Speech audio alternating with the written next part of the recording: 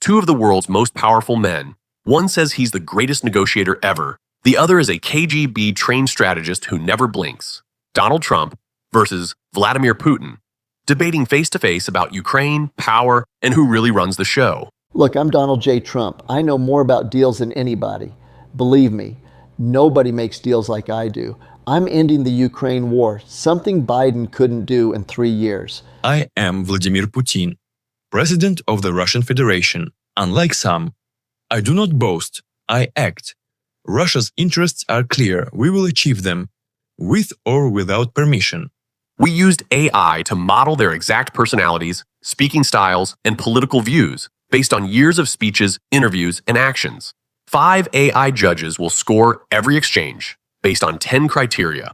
Each response gets a score from 0 to 10. The scores will be tallied at the end to see which arguments the AI judges found stronger. Who wins? Don't skip ahead. The debate begins now. Look, folks, I make the greatest deals in history, the best. Ukraine war, I'm ending it. Biden couldn't do it in 3 years. Total disaster. Already got Putin and Zelensky talking. The Alaska summit, huge. Putin respects me because I'm strong, not weak like Sleepy Joe. I told Putin, you hit Kiev, I'm bombing Moscow. He knows I mean it. Nobody's tougher on Russia than Trump. Nobody. Sent javelins to Ukraine. Obama sent blankets. Making peace because I'm smart, I'm tough, I get things done. That's leadership, not weakness. Mr. Trump speaks much, American style, very loud, but confidence without substance is noise. Facts. 3 years the West poured weapons into Ukraine.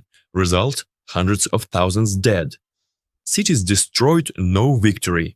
Russia controls 20%. Because we are patient, strategic, disciplined. We do not tweet, we act. Trump says he is tough.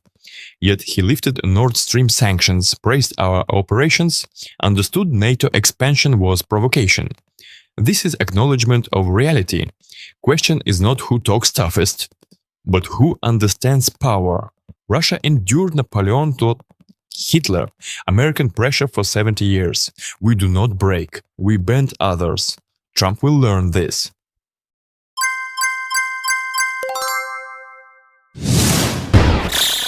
Napoleon, Hitler, terrible comparison, Vladimir, the worst. You've been stuck 3 years, couldn't take Kyiv in 3 days like you planned, total failure. I would have taken it, or I wouldn't have tried. That's the difference. You say Russia doesn't break, your economy's collapsing, oil prices down, running out of equipment, tanks from the 1960s. I'm bringing you to the table, getting real negotiations. That's the art of the deal. Trump's famous book. Interesting. Winning at all costs? Truth optional. But this is not Manhattan real estate, Donald. This is geopolitics. We surrounded Kyiv. Zelensky was preparing to flee. Then Boris Johnson promised unlimited Western support. Prolonged the conflict deliberately. Our economy grows, while Europe contracts. Oil goes to China, India, Turkey. Ruble stable. NATO has inflation. Energy crisis. Chaos. This deal you make? It is built on Russian terms. We keep territory. Ukraine stays out of NATO. You claim victory, but deliver what Moscow demanded 3 years ago. Thank you.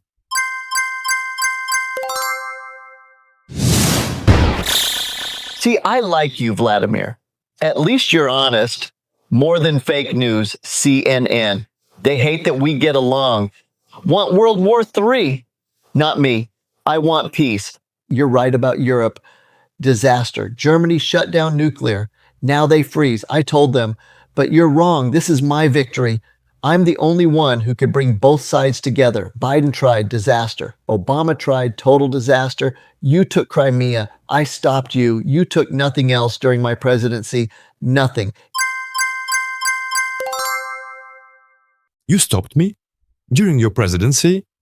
We consolidated Crimea completely, built the Kerch Bridge, deployed S-400 systems. You imposed sanctions, but wanted to bring Russia back to G7. You questioned NATO's value constantly, weakened the alliance from within, better than any Russian operation. This was not you stopping Russia, you bring Zelensky by threatening to abandon him. Extortion, I respect the tactic, a very KGB actually, but do not pretend it is noble.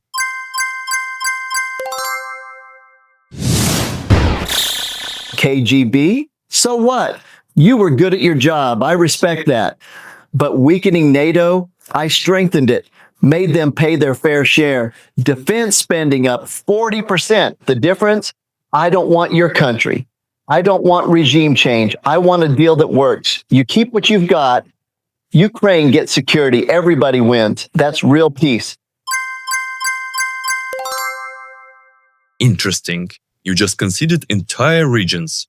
Before I even asked. Art of the deal? In Moscow, we never volunteer concessions. But I accept. Gladly. Russia keeps Crimea, Donetsk, Luhansk, Kherson, Zaporizhzhia. You call this peace. I call it victory. As for NATO spending, you made Europe buy American weapons benefiting your defense contractors. Genius. You are correct about one thing. You do not want regime change in Russia, and because you admire how Russia is run. You said so yourself, many times.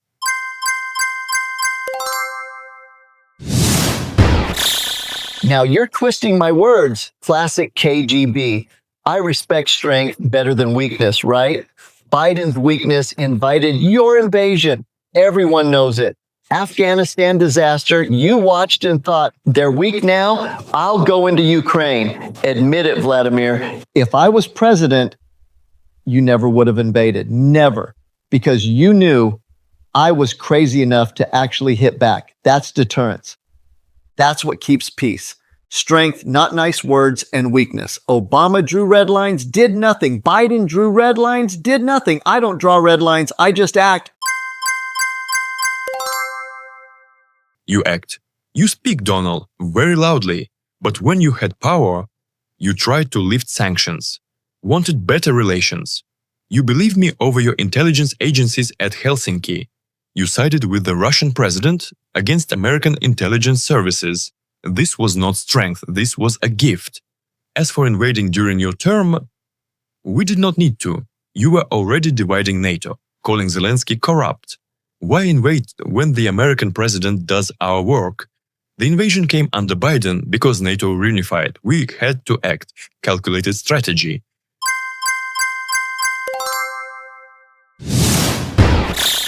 Helsinki. They always bring up Helsinki. I had a good meeting, build relationship, and maybe, just maybe, Russia didn't interfere. Or if they did, China interfered more. But the fake news only talks about Russia because they wanted to delegitimize my election. Biggest witch hunt in history, totally exonerated by Mueller, but they never talk about that.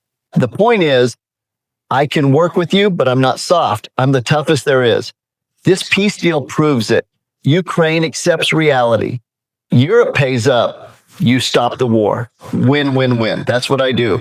Everybody wins. Not everybody wins, Donald. Ukraine loses territory, military capability, NATO path. But you are right. You win. You get credit for ending the war without spending American blood or money. I win. Russia keeps land, achieves strategic goals. Splits the West. Who loses? Ukraine, Europe. The liberal international order that America built after World War II. But you do not care about that order. You said so yourself many times. You prefer deals to principles. This makes you predictable. You will always choose what looks like victory for Trump over what actually helps American long-term interests. This is why I preferred you as president. You are transactional.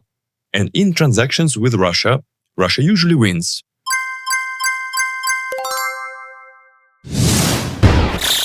You're quick, Vladimir, very smart. I've always said it, but you're wrong about patience. I'm patient when I need to be.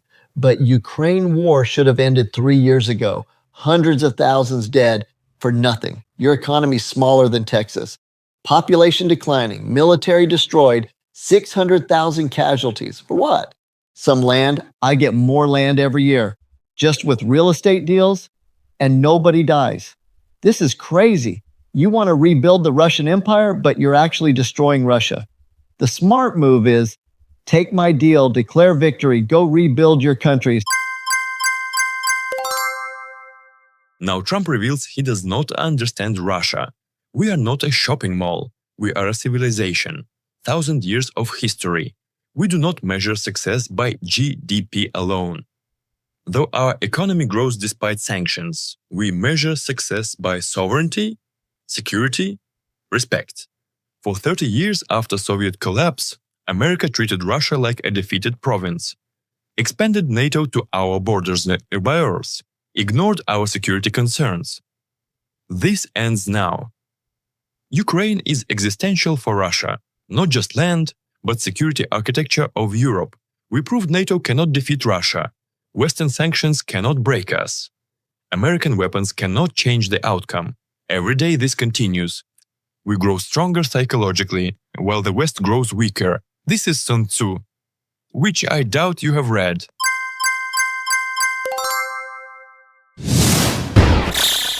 Sun Tzu, very impressive. You read Sun Tzu. I wrote The Art of the Deal.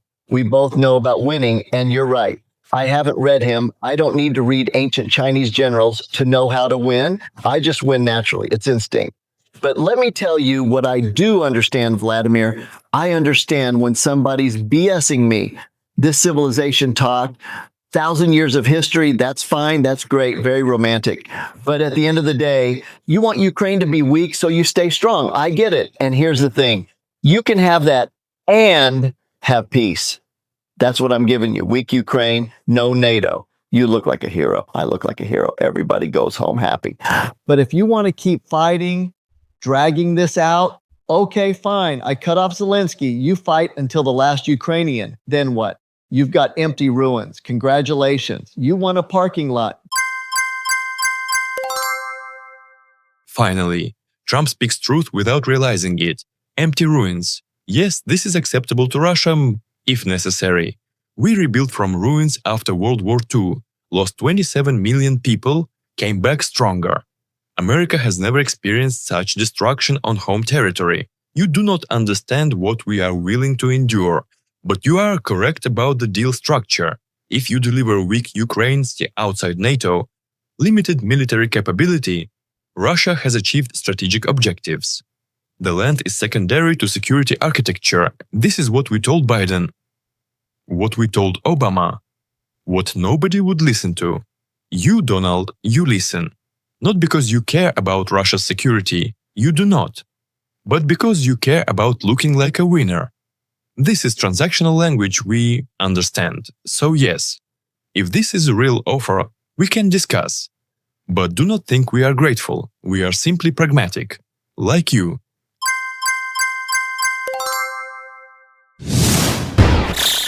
Grateful? I don't want you grateful, Vladimir. I want results. I want the war ended. I want to move on to bigger issues. China, Iran, North Korea, real problems. This Ukraine thing is a distraction. It's Europe's problem anyway. They're right next door. We're across the ocean. Why are we paying for everything? Makes no sense. So here's what happens. I get Zelensky to accept terms. You stop the attacks. Europe provides security guarantees. They pay for it, not us. American taxpayers don't spend another dime. Russia gets security. Ukraine gets existence. America gets credit. I probably win the Nobel Peace Prize, honestly. Obama got it for doing nothing. I actually earned it. That's the deal. Take it or leave it. But I'm telling you, this is the best offer you're going to get. Because if I lose interest, if this drags on, I walk away. Europe collapses. Zelensky gets nothing. You get chaos. Bad for everybody. Trump threatens to walk away. This is his signature move, great urgency and pressure decision. But Donald, we invented this tactic. Lenin said, probe with the bayonet. If you find move, continue. If you find steel, withdraw. You probe, but you find steel. Russia is not a businessman who needs a deal closed by Friday. We operate on a historical timescale. We can fight 10 more years if needed. But we appreciate your offer. Europe pays for Ukraine's security? Wonderful. Let them waste their money on an unworkable arrangement. Ukraine outside NATO? Perfect. Limited military? Excellent. You see this as compromise. We see this as victory. Only question, how do we enforce this? What stops the next American president from reversing everything? What stops Ukraine from rearming later? These are details that matter, details you famously do not like. But details determine if a deal lasts or collapses in 2 years. This is the difference between a business deal and a geopolitical settlement.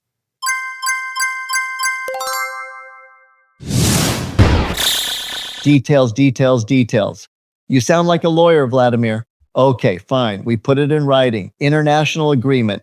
Peace Council. I'll chair it personally. Monitoring mechanisms. European troops on the ground if needed. Not American troops. European. They love sending troops to places. UN observers.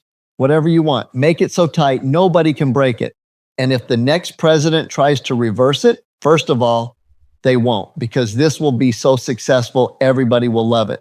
Second, even if they try, it's international law at that point, binding. You know about binding agreements, right? And Ukraine rearming, we cap their military. It's right there in the deal. They can have enough to defend against like Belarus or something, but not enough to threaten Russia. You get that in writing.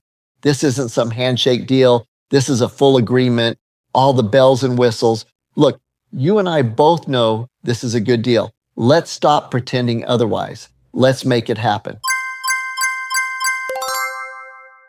International law that America respects only when convenient. NATO promised not to expand 1 inch east after German reunification. Where is that agreement now? NATO is on Russia's borders.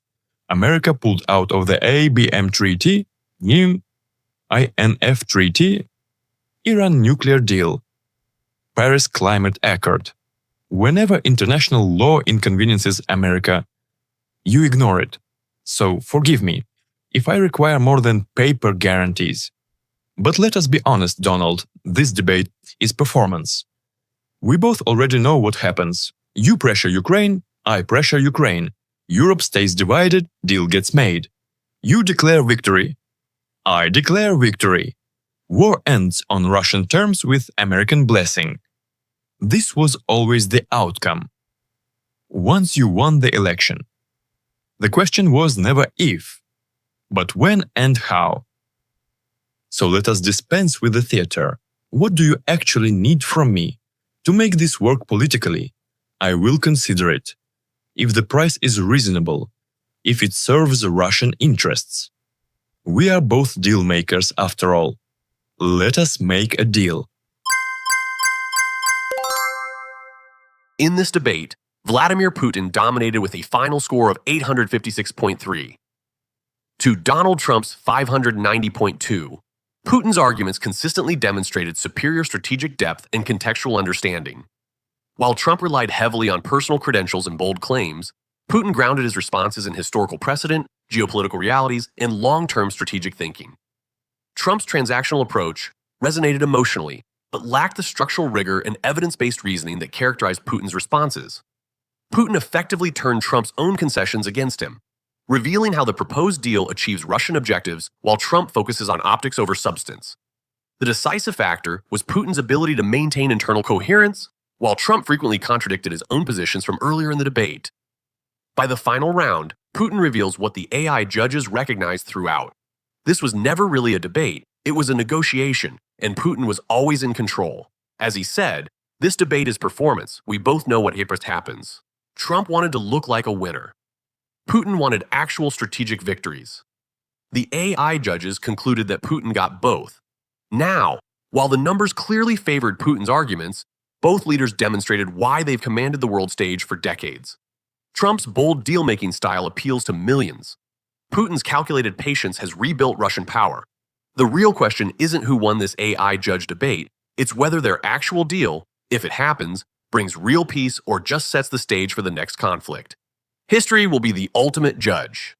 What do you think? Was Putin's strategic approach more convincing? Or did Trump's practical deal-making make more sense? Let us know in the comments. And if you want to see more AI debates between world leaders, subscribe and hit the bell. Next time, we might pit Xi Jinping against Modi or Zelensky against Netanyahu.